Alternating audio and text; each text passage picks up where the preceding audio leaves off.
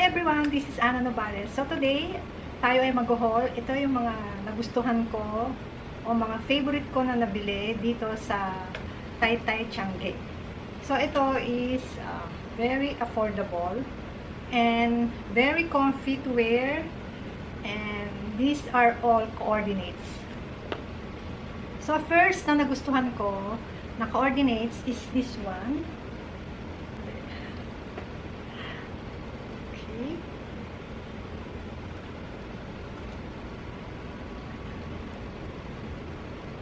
So, kung makikita nyo, ang tela nito is crepe and then very comfy to wear and then wash and wear pa siya. Madali rin siyang mag-dry. So, kung gusto nyo yung mga madalian na mga damit na hindi nyo kailangan i-iron, para sa akin, this is good. At dito is meron siyang 2 pockets and then here and then dito. Ito is style niya lang yan. Yung design na to. Pero ito talaga yung pinaka-packet niya. Ang size na to is pwede sa XL. Pero ako kasi gusto ko medyo maluwag siya. So, ito yung pinili ko. Lalo na itong mag-summer na, kailangan natin yung comfy at yung hindi mainit sa katawan. And ang importante pa is very affordable. So, this one, ito naman yung short. Meron siyang pocket dito inside both and gartered. So, kaya mas maganda siyang gartered kasi pwede siyang magamit ng medium, large, and XL. So, ayan, medyo loose din siya ng konti. And the same is very comfortable and easy to wear. So, hindi na kailangan nating i-iron. Next is this one. By the way, yung pagkabili ko doon is 280. Next is, ito yung uso na tweed na coordinates. Itong tweed coordinates is medyo makapal siya ng konti. Yung tela niya is hindi mainit sa katawan. So, okay din siya for summer. And then, ang maganda yung style niya, may buttons dito sa harap. Ayan. 4 yung buttons nito. So, ganito siya. Pwede nyo gamitin pang travel kung kayo ipupunta sa Japan or Korea. Kasi okay yung tela niya.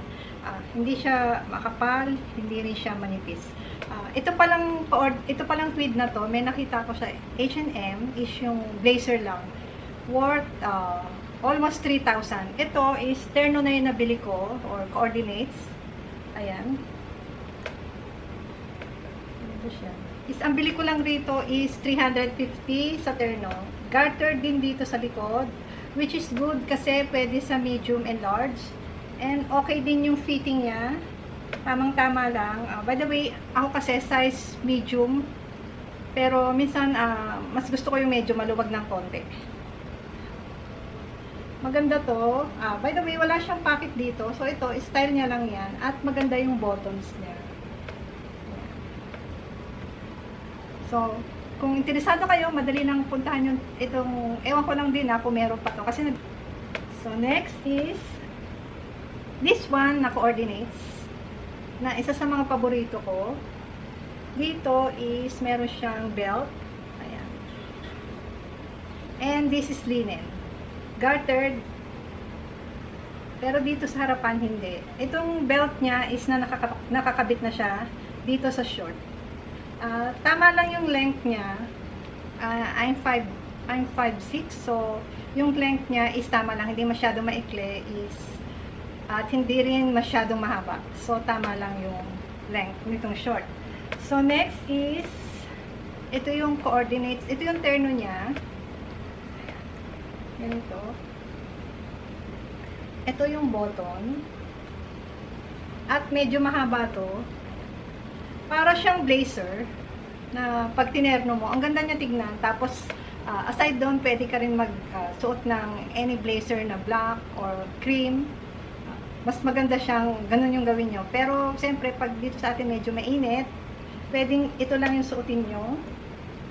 Itong terno niya. So, next is Ang nagustuhan ko rito is very comfy yung tela niya, and then yung nipis, hindi naman totally manipis, pero nag-undershirt pa rin kasi ako. So, depende yon sa inyo.